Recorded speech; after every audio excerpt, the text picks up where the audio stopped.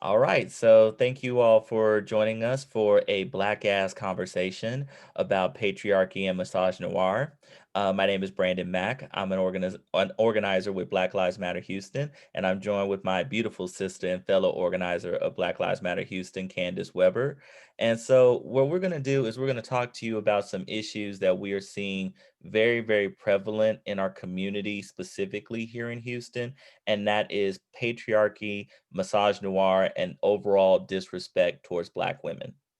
So, with my sister's permission, I would like to frame this conversation a bit because that's the Mhm. thing that we have to do as men is acknowledge our privileges. We do have male privilege, and when we're having conversations about Black women and when we're having conversations about women, we don't need to engage in mansplaining. We don't need to engage in any of that. We need to ask our sisters permission to engage in the conversation because we got to step back, let them have the mic and let them have the space. But I'm going to ask my sister's permission if I can do a little framing before we get into this black ass conversation. So, sis, do I got your permission? Absolutely. All right. So, just to give people a sense of something that literally happened today, and it's very interesting that it happened today, which is the third day of Kwanzaa, which is Ujama, which is all about collective work and responsibility. And if you Right. know what that principle means, it means that we have to see our brothers and our sisters as each other's keepers. And so we have got to engage in what is collectively going to uplift all of us. So, I, as a Black man, have to see that my sister's oppression is also something that I have to be invested in and that I have to help fight with, which means, hey, we got to check each other if we're engaging in some disrespect towards Black women and if we're engaging in patriarchy and privileging ourselves over Black women, because we can't be doing that. 2020, if anything has taught us, is that we need to protect, love, and support Black women because consistently they protect, love, and help us all the time. Because the reason why we have the Orange Menace going out of office is because of Black women. The reason why we have many injustices related to police brutality, related to changes, is because Black women were on that front line right there saying we don't want to see any more hashtags of Black men. And consequently, we also have to be there to say we don't want to see any hashtags of our Black women. But specifically here in the city of Houston today, we have a sitting city council member named Greg Travis who felt the need to go on to Facebook to say he did not believe in the qualifications of Michelle Obama and in the qualifications of Vice President elect Kamala Harris, and said that the only reasons for why they have achieved what they have achieved is because of affirmative action. And he felt the need to disrespect their qualifications and to make it seem like that's okay. But and yet he wants to uphold Melania Trump, who has no qualifications whatsoever for any of the things that she really has done, but is going to say, oh, it's okay to disrespect Black women. And we can't do that. And in many other incidences that we have seen over the last week, we have seen um, individuals who have challenged what Black women have gone through, have tried to silence Black women for speaking out against the injustices that they have experienced, as well as trying to support men in negative behaviors that harm Black women specifically. So we want to have this Black ass conversation to say we are not about this. Now we can all achieve what we want to achieve, but it never and should ever be at the expense of each other. So me checking a Black man for his misogynoir and for his negative behaviors is not something that makes me anti-man or is not an engagement in an anti-man project. That is engaging in a project of I want us to be better. I want us to support and love Black women, but never at the expense of Black women to where we silence them, we judge them, and make them feel that they cannot be safe. And we want to say here, first and foremost, this is going to be a conversation where we're going to talk about real, authentic experiences, and that this organization, Black Lives Matter Houston, is for the uplift of all Black people. Full stop. So Full with stop. that, I'm going to turn it over to my sis. Sis, what you got to say? Well, first of all, I want to say that it is like music to my Black femme ears to hear my Black brother speak positively about Black women and about being my ally, being my accomplice, because at this point in this country, being a woman is like, to say being a woman is not easy is like one of the biggest understatements of this horrible year, right? Um, but being a Black woman, navigating that intersection is has always been and will continue to be one of the most difficult plights in this country. And I think that that is for several reasons. Um, One is for the exact reason that we see going on right now with Greg Travis and what he said about Michelle Obama and about Kamala Harris. Um, it is not a big thing at all. It is no stretch whatsoever. It is not a lift for white supremacy to attack the Black femme experience, the Black femme life. That is just, that is par for course for white supremacy. We expect it to happen. We are not shocked. The only thing that is not even surprising, actually, it's 2020. We've seen some crazy things. But the biggest thing that I think people are having a problem with is you are being real bold about your racism and your disdain for Black women. Um, you're just being real bold. You real out there with that. There's no brakes on it. Well, so I'm about to say something that is, I'm really good at pissing Black men off, mostly because I love Black men and I love you enough to tell you the truth. We're gonna have a Black ass conversation. Let's have Right. it. I love Black men enough not to shoot fucking sunshine up their ass when it's raining outside. I love you enough to tell you the truth. Right. So this is some of that truth. Right on. Um, Black men are teaching white men how to treat Black women. I'm gonna say that again because I need people to really hear me. Black men are teaching white men how to treat Black women. So I'm going to get a little bit more. I'm going to keep it right here at home. Right. Mhm. So while we are all up in arms because this white politician said something horrible, horrible, horribly inappropriate about some national figures, right? These Black women that have already made it. Michelle Obama, Kamala Harris, mad love, mad respect for these Black women, but we're going to keep it 100 here. Mhm. Okay. Greg Travis is not going to make or break Kamala Harris or Michelle Obama, you know, like not at all. But right here at home, in these Black political circles, there's some Black men that are scorned and they're willing to burn everything down in the Black political spaces here in Houston. And they are perfectly fine using Black women as the matches to do so. And I'm not okay with that. Mhm. And so while Black men are getting real pissed off at this white man for saying all these horrible things about Michelle Obama and Kamala Harris, well, these Black men that are letting other Black men slide because they say equally egregious, if not worse, things about the Black women that live right here in this city that we call neighbors, we call sisters, we call colleagues, friends, you know, we're not checking that type of behavior. Nobody's getting all pissed off because these local Black politicians, these local Black men are attacking local Black women. That Mhm. local white racist man is watching this type of stuff go on.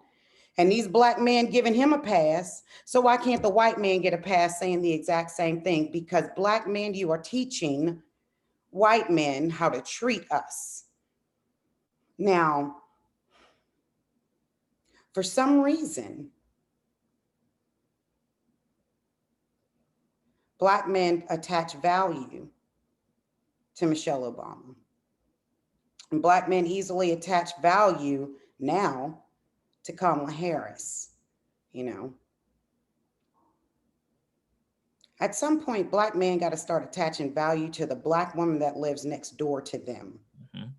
You stand up for me, like you stand up for this Black woman, this imaginary um, figure Michelle Obama has become, to the little Black girls that live right here in our neighborhoods. Mhm. She is a dream to them, and you can uplift and respect her, but you will talk shit about your neighbor, the Black woman that's your neighbor. Mhm. You know, that makes no sense to me. Mhm. It is highly disrespectful in any situation for a woman to be targeted, for her body to be disrespected, for her to be accused of using sex to climb a career ladder, insinuating that Black women are not smart enough, are not educated enough, do not have the aptitude to clutch good jobs, you know? Like we have to be up to something nefarious for us to work in certain positions, for us to be able to call shots. Mhm. Those things we must be hoeing around if all of that is happening. These are the things that are being said about Black women right here in Houston by Black men, right? Um, Propagating that type of hate against your own people, that's not a good look. Nope. Not at all. It's not a good look. If we love each other like we say we love each other, we need to be real honest and be very clear, very, very specific about the words that come out of our mouths in regards to Black women. You know, it has been said that I talk about loving Black women, but if I love Black women, and then you can fill in the blanks, because it's a whole lot of things that are being said. Well, here's the thing: I am a Black woman. Mhm. I am a Black woman, and I know exactly what it feels like to be attacked by men that look just like me, verbally, emotionally, physically. I know what that feels like because I disagree, or because I'm just it's hard for me too, player. So I can't make it easier on you. We both gonna have to get this work together. I can't just keep letting you make it. I'm not gonna let you slide. You know, I know what it feels like to be on the receiving end of toxic masculinity. Mhm. Um, I am a Black woman. And I live this Black femme experience. That is enough right there for me to give a damn about what happens to the Black woman on my left or on my right. That is enough for me to shit. I mean, we talk about, let's make things better for our children. I'm this Black woman that I'm going to fight this fight for Black girls. I'm going to fight this fight for me too. I have to live in this world. Mhm. I have to live in this city with my brothers. I live in this city with my brothers. I will fight till the end to make sure that my brothers are covered, that they are protected, Mhm. that they do not fall victim to police corruption and violence, that our kids have good schools to go to. I'll fight all of those things. You know, I will stand up and fight for Black men. But if I'm going to stand up and fight for Black men, at least respect me for the Mhm. person that I am. You know, stop trying to make Black women choose between our race and our gender. You know, Because you're always fully who you are. There's always. no choice. When you go out the door, they see a Black woman. Right. Absolutely. Absolutely. Before you know anything else about me, two things. One, I'm Black. Two, I'm a woman. I don't have to tell you anything else about me at all. And because of those two things, those intersections right there, I am more likely to get beat and abused Mhm. and nobody do anything about it. Mhm. I am more likely to get murdered Mhm.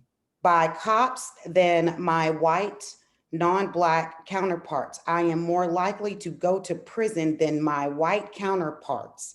I am more likely to be discriminated against in the workplace. This is all because I'm Black. Right. And now you want to, if we want to go through the because I'm a woman type thing, well, I mean, shit, that's a lot, Mhm. you know, and we navigate that Mhm. and we stand up for our brothers. So at some point, enough is enough, right? Mhm. Something's got to give here. Um, yeah, something's got to give. And in that something has got to give, what are the things that you want us as men, black men, all of us to do to where we are treating black women better? First, I want Black men to hold Black men accountable. Take me out of the equation completely. Um, Take us out of the equation. We've got enough. Black women we've already got enough to bear, Mhm. right? We are carrying our own load here. So take me out of the equation. Hold yourselves accountable. When you see Black men being aggressive, being inappropriate, causing harm, threatening those things against our community, check that. Check Mhm. it right then and right there. Don't wait for somebody to get hurt. Don't wait don't wait for that Black man to get hurt. Mhm. Bring that guy in. Check him. Do not let this continue to happen. There are perpetrators in our community. You know, that is what it is. We want to talk about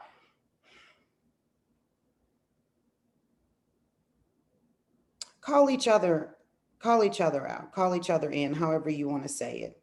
Mhm. But you deal with each other. Don't expect me to do it. Mhm. It's not okay. Somebody's got to speak up for Black women. Somebody has to. And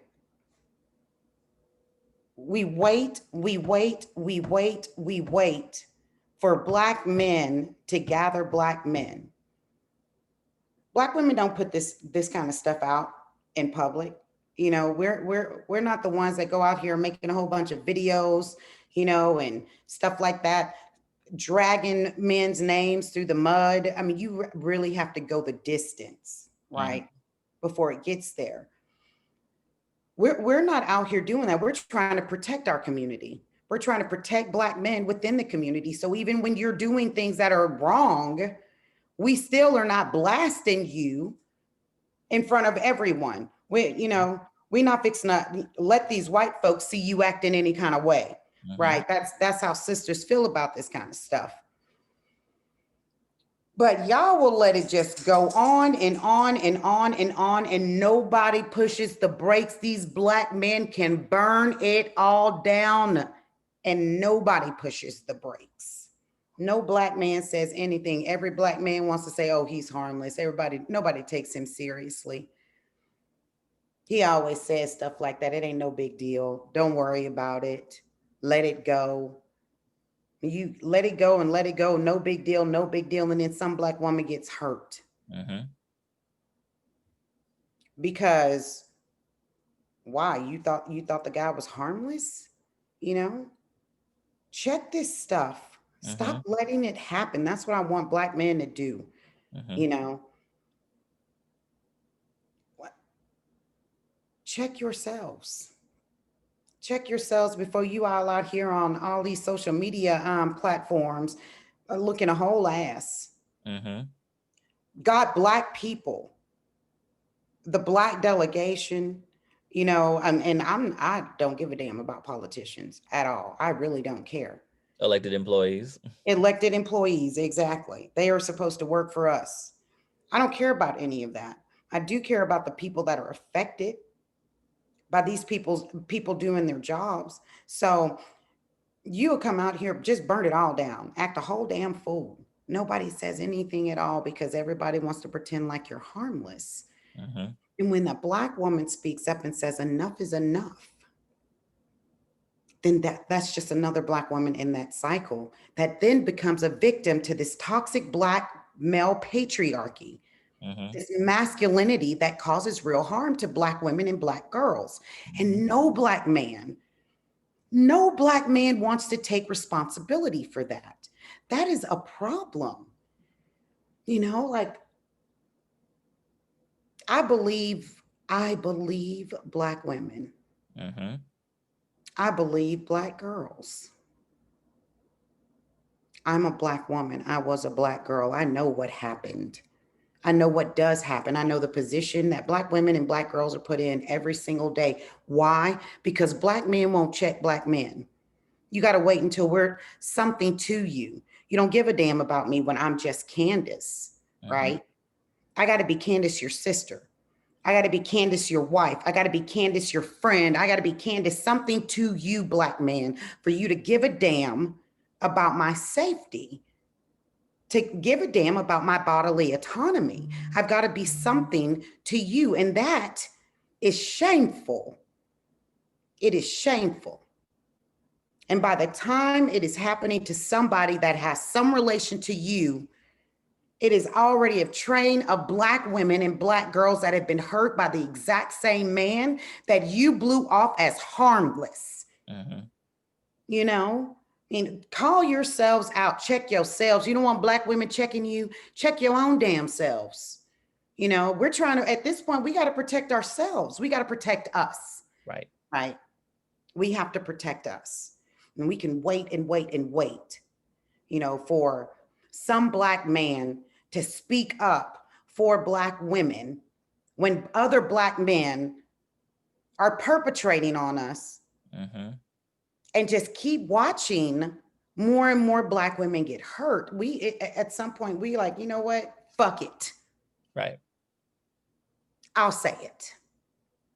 Since you're not going to, I'll say it. So if Black men are not going to speak up, I mean, damn, speak up for Black men. If you can't speak up for Black women, if you're not going to do that, then let's have a more honest conversation Mm-hmm. about the roles that Black men and Black women play in our community. Let's have a more honest conversation about what you really asking me to do for you. You know? Yeah. For the things that you're talking about, it brings up a couple of things for me that we've seen in 2020. One, when I think of Megan the Stallion and her getting shot by Tory Lanez, and even in the midst of that, Megan the Stallion still defended Tory Lanez, and Yep. he used his platform to demean and degrade her, and also to see the reactions of individuals who were questioning what did she do Right. when she got shot. What that there is showing once again just a pervasive disrespect that we as a community need to interrogate, Mm-hmm. which means we need to intercede in that in saying, no, what should have happened was we should have checked Tori and say, look, dude, why did you shoot this woman? Full stop. That's it. Right. I don't need any other backstory or anything of that nature. You shot her. And for that reason, something needs to happen. Exactly. That is not okay. Exactly. I think of Dr. Susan Moore, who we recently lost, a Black woman doctor, medical doctor,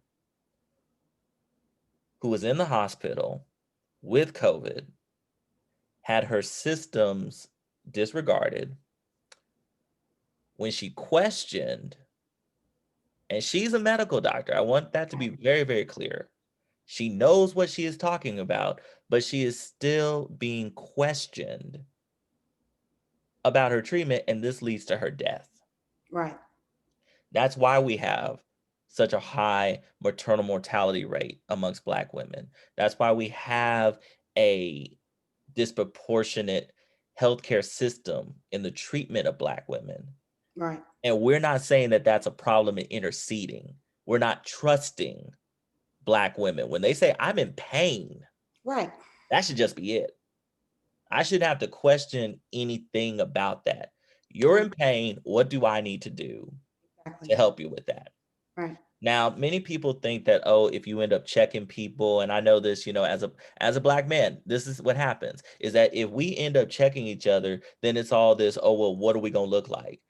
Oh, that's me, hurting another Black brother, or that's, we know the system is already disproportionate against us, which is true. We are Yeah. not sitting here saying that is not the case.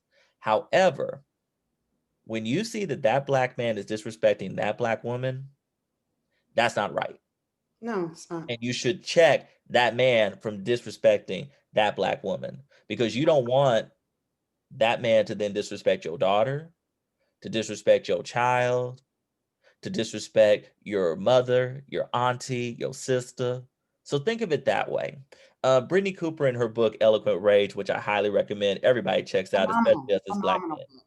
she says that what she wants is to return to the days of Carly Haley from A Time to Kill, Yes. because when Carly, saw that his daughter got raped, he was like, "I'm taking care of this." Now, granted, what she wants is not necessarily for us all to go kill, but at the same time, what she wants us to do is to have that same sense of urgency Urgency. of when I see my Black woman, my Black sister, that Black woman over there, irrespective of if I got a relationship with her, but if I see that she's been harmed and disrespected, I'm like, what we got to do? We taking Exactly. care of this.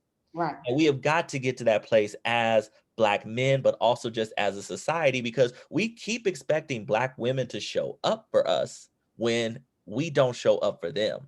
What you gonna do when she says, I'm tired? Yeah. Right. And where you gonna be? Right. Where are you going to be?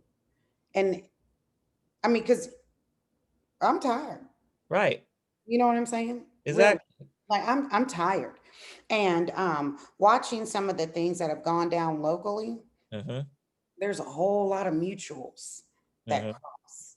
You know, there's a lot of mutuals that cross um, between Black women doing this work and the perpetrators Mhm. that trespass against us. There's a lot of mutuals that cross. And these are the same young mutuals. They're real ambitious. Mhm. Um, these young Black men think that they can really change the world. And you know what? Yeah, they probably could with the help of Black women. Right. Right. But when you're not running for office, you're just letting this kind of stuff slide by. But you'll show up at our caucus meetings. Right. You'll show up in our clubs, you know, Show up at talking the March for about, Black Women. yeah, show up in white women's spaces. Right. You rascals, you'll show up in white women's spaces talking about how you've always been an advocate for women's rights, how you will always be on this. Women's rights are human rights. That was a real good catchphrase Mhm. for some of those rascals, right? Yeah, these same Negroes show up in white women's spaces saying all the right things. We'll not say those things in our spaces, right? Like what you say at a road women meeting is completely different than what you will say at one of these meetings over here, right? Mhm. You at a road women meeting and you're like women's rights, women's rights, women's rights. You over here at this meeting and you find yourself getting caught on tape telling little girls that they need to be good, keep themselves fit for little boys, right? That's the difference in the messages. That's the things you say. You'll say Mhm. nice things to them white girls. You talk to us any kind of way. Mhm. Is this a Black ass conversation? Because I'm This trying to is like it. have one, Right. right? You'll say any damn thing you want to us in an off year. But now it's time for you to run for office. And now Them you white gotta change your girls tune. saying all that nice stuff too. Well, no, they can't knock doors for you. Their dad is the incumbent. You know what I'm saying? Or their husband is also in the race, or their friend. Or how about this? They just not fixing to cut for you, black man, the way I cut for you. So now you come back over here to us asking us to knock doors for you. Mm-hmm. But in the off season, you was buck ass wild on the Facebook Live. Give me a break. Mm-hmm. You know, give me a break. Now, and does this shit sound familiar, the things that I'm saying? Because I'm not making this up, but I've heard these Nope. arguments before, right? Like Meg the Stallion. Mm-hmm. All of a sudden, we're questioning everything about this victim. This woman got shot. Right. She was not armed and she got shot. Much like when black men are unarmed and find themselves shot. And white people want to go through that. Well, what was he doing there? Right. He should have known. It's dark. You know, you had a hoodie on. Look how you were dressed. Blah, blah, blah. So on and And it's so saying the damn same forth. thing about her. Like, what was she wearing? What was Thank she, doing? And it's the same exact thing. So that's the reason for why you got to see the connectedness right. in that we have to value each other's lives because they still attack us in the very, very similar and same ways. So, like, for example, Breonna Taylor, you got to be invested in Breonna Taylor in the same way you're invested in George Floyd. Because Thank you. both of them were just trying to live lives, and literally, Breonna was sleeping, She was sleeping. just sleeping, okay? Yeah. And ends up not even getting any sort of justice, but the people in the apartment next door get a charge or something related. Right.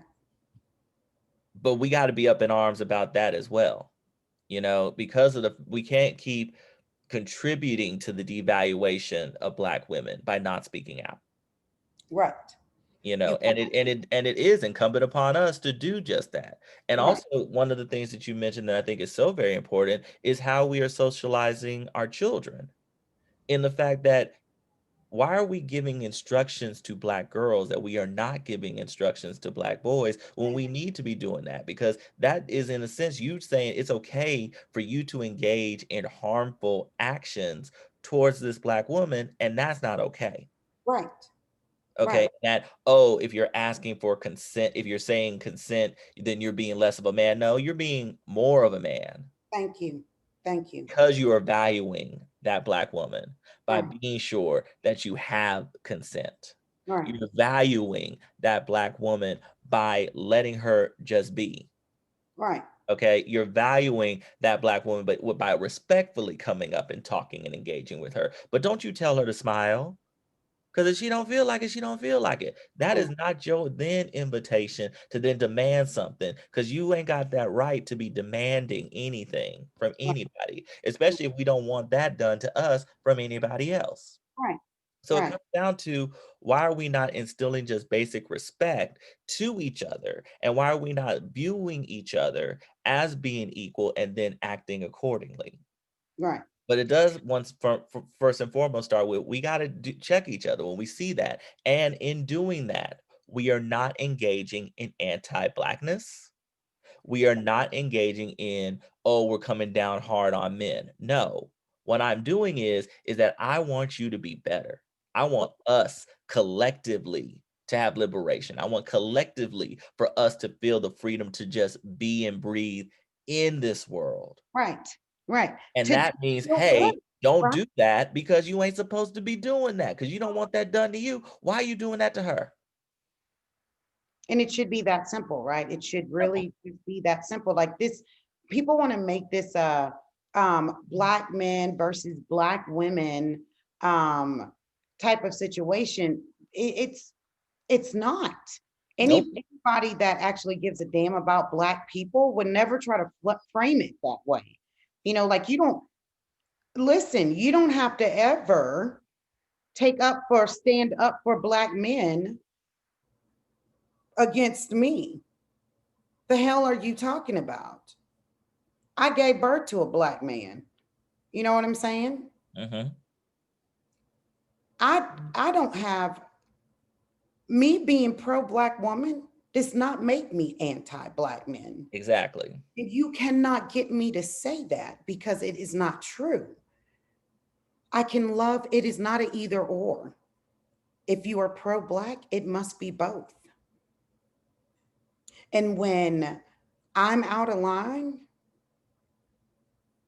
I hope that I have people around me that look like me, that love me enough. And we can engage in that conversation. We can have that conversation before everybody else knows about it, Right. right? I mean, that's who we are in our neighborhood.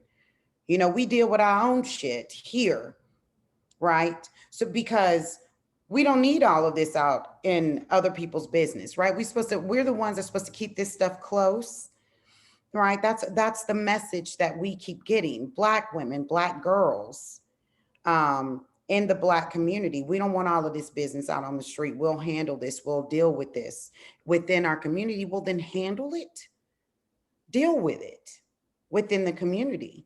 Do not let these things continue to grow and fester, get out of hand.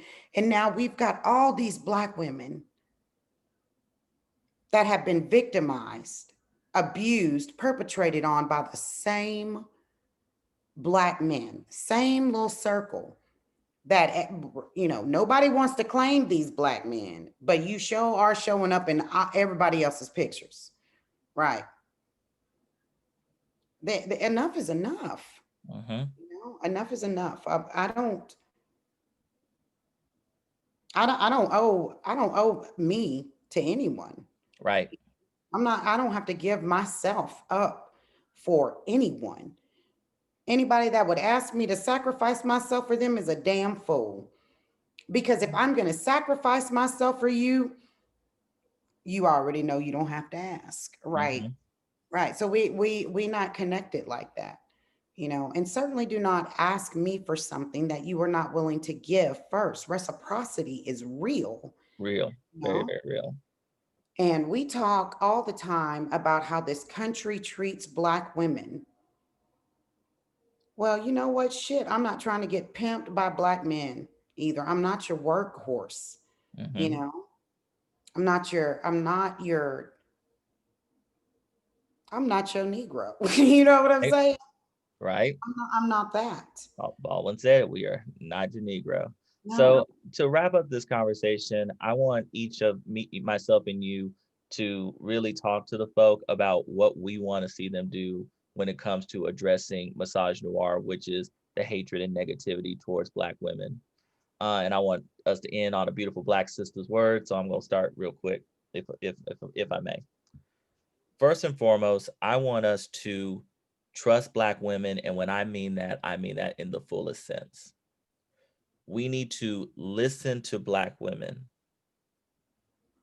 and trust in their words, period. Because Black women's voices get demeaned way too easily. And that's in every element. That is in healthcare, that is in education, that is even in just the daily ways that we treat Black women. So we need to trust Black women. Let them speak in their voice and trust what they are saying to us. Now, granted, yes, there are going to be people who lie. And of course, when that happens, it generally is going to be found out that they were lying. But the default should never be that a Black woman is lying. You should never automatically discount that woman's voice because she's a Black woman. Second of all, pay Black women and pay Black women equally. Fundamentally, for all work, they should always be paid equally because they're definitely contributing equally. And third of all, don't ever discredit a Black woman's or any woman's qualifications. If they got there, they got there. And that's very specific to Greg Travis, who is supposed to be a representative of all the people in his district. But yet he's going to find it easy for him to go on any platform and demean Black women's accomplishments and the ability for Black women to achieve what they do achieve and then say, oh, I'm representing everybody. You're clearly not if you're going to be able to do that.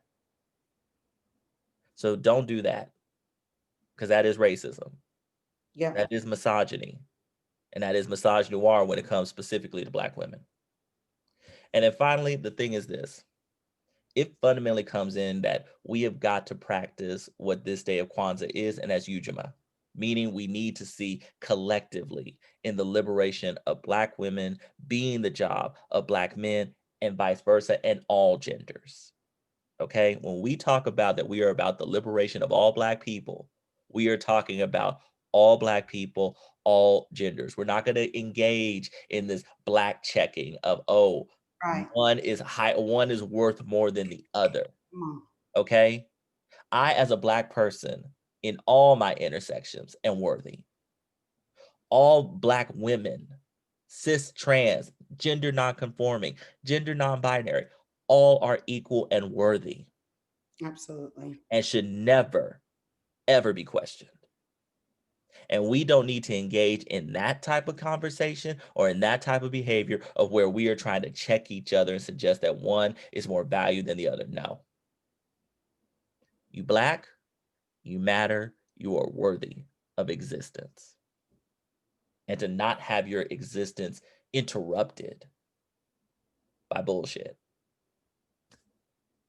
So I need us to understand and really engage in the collective work and responsibility for each other. If I see that disrespect, I'm going to call it out. We're going to have this conversation because you are not going to engage in that, because the liberation of my sister is important because she cares about the liberation of me.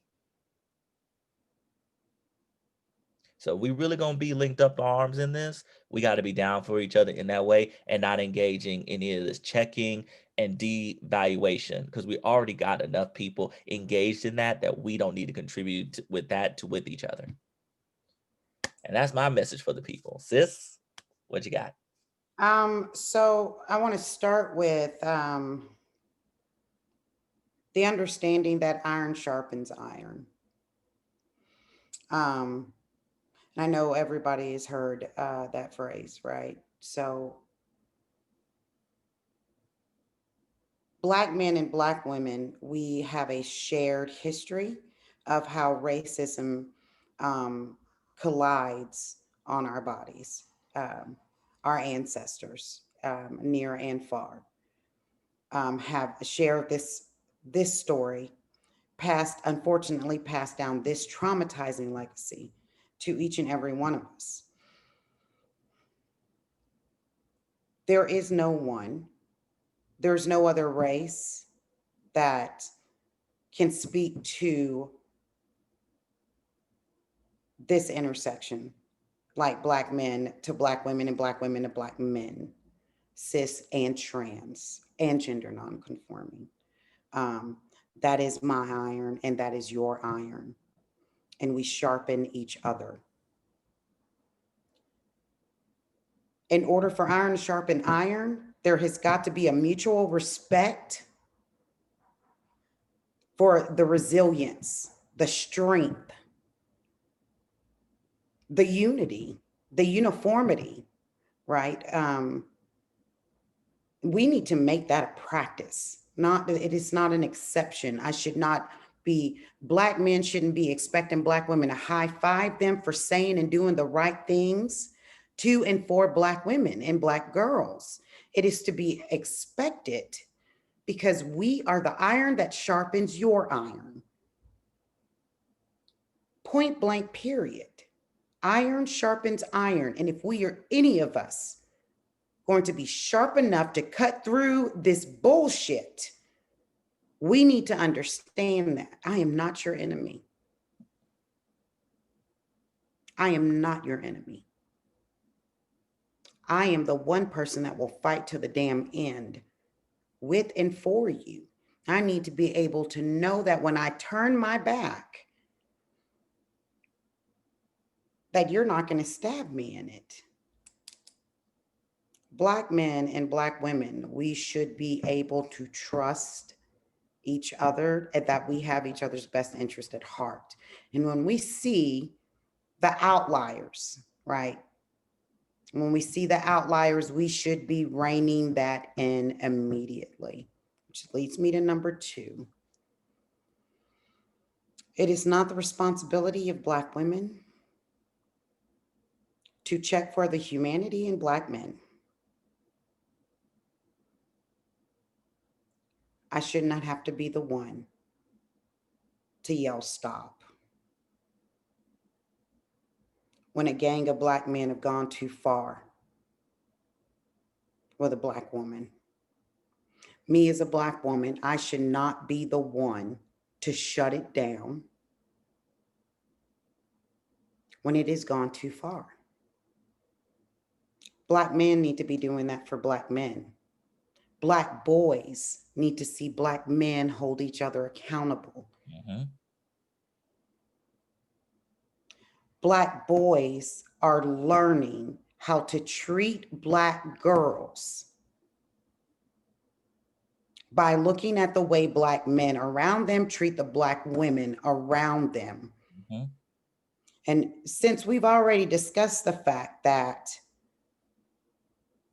some Black men think that a Black woman has got to be in some type of relation to them for that Black woman to mean anything, wait till it trickles down and it's your daughter Right. that is now being disrespected by the Black boy of the man that you didn't call out. Don't wait for it to trickle down, right? Be aware, be intentional, because Black boys are learning how to treat Black girls by looking at the way you treat Black women. Do not let our children down. We always talking about liberation, right? Liberate society, Black life, blah, blah, blah. We need to liberate, like Angie Davis said, Black women. We need to be about liberating minds. We're going to liberate minds, and that means liberate Black girls' minds too. You cannot say that you're pro-Black and want to spend all of your time cultivating something in Black boys at the demise of Black girls. That's not how this works. So you want to liberate Black people, then you liberate the minds of Black girls too. And a Black femme liberated mind says, this is my body. I say yes, I say no, and it will be respected. This is my femme existence, and it should look like this, and you need to respect it. We want liberation. That means liberating the minds of Black girls. And in liberating the minds of Black girls, there are Black women like me. And this is where I'm gonna bring it in. There are Black women like me that didn't have a Black woman like me swinging for her. And that means something. I encountered a far too much pain and trauma because the Black women around me accepted this Black male patriarchy, this misogynoir, as their own existence and felt powerless to change it. I don't give a damn. I will go down swinging. Because Black women like me know that there's a better existence for Black girls than the existence I had when I was a Black girl. And if that means I need to fight all you dusty ass Negroes to make sure that that little Black girl gets the push off that she needs in life, so be it. So be it. I will take on the fight. Even though it's not my fight, I should not be doing this. I should not be the one that has to say these things. I should not be the one that says pump the brakes when Black men rally against Black women. It should not be me. But if it will not be a Black man come to the defense of Black women and Black girls, there are Black women like me that will. And Black women like me that will, we do this because we are pro-Black. Right. And if you don't like it, then don't be it. You don't want to have uncomfortable conversations. You don't want your manhood being checked. Be a man then, you know, because Black women like me, there's a lot of us. We're getting sick of your shit. Hmm. We love y'all and we keep giving you chance after chance after chance, but damn, Black women like me are getting sick of this shit. Hmm. And we're going to liberate the minds of Black girls because we understand that it is our iron that sharpens yours. Hmm. And because we are pro Black, because we love our Blackness, we're not going to let liberation pass us by. Well, there can't be too many more Breonna Taylors. Nope.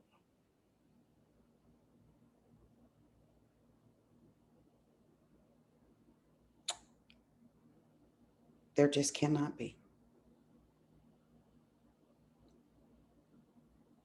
And we're going to work to that end, Black women like me, however you want to classify Black women like me. Whatever 4-letter word or whatever, I don't care. Black women like me are not going to let there be too many more Breonna Taylors. We're going to work to that end by any means necessary. By all means necessary. And us Black men, we're gonna be right there. Yeah. We'll be right there with doing that. Yeah. So, yeah. All I right. time, you know, I appreciate the time. Yeah, thank everyone for watching this Black Ass Conversation. We hope that you take the lessons that you've learned here and let's just make a better world and community for each other because we have got to be invested in each other's collective liberation. And in Absolutely. doing this, it uplifts all of us. It's never at the expense of each other. Right. All right, Black Lives Matter is here for you. Please feel free to reach out to us. Thank you all so much for listening. Have a good night. Black Lives Matter. Black Lives Matter.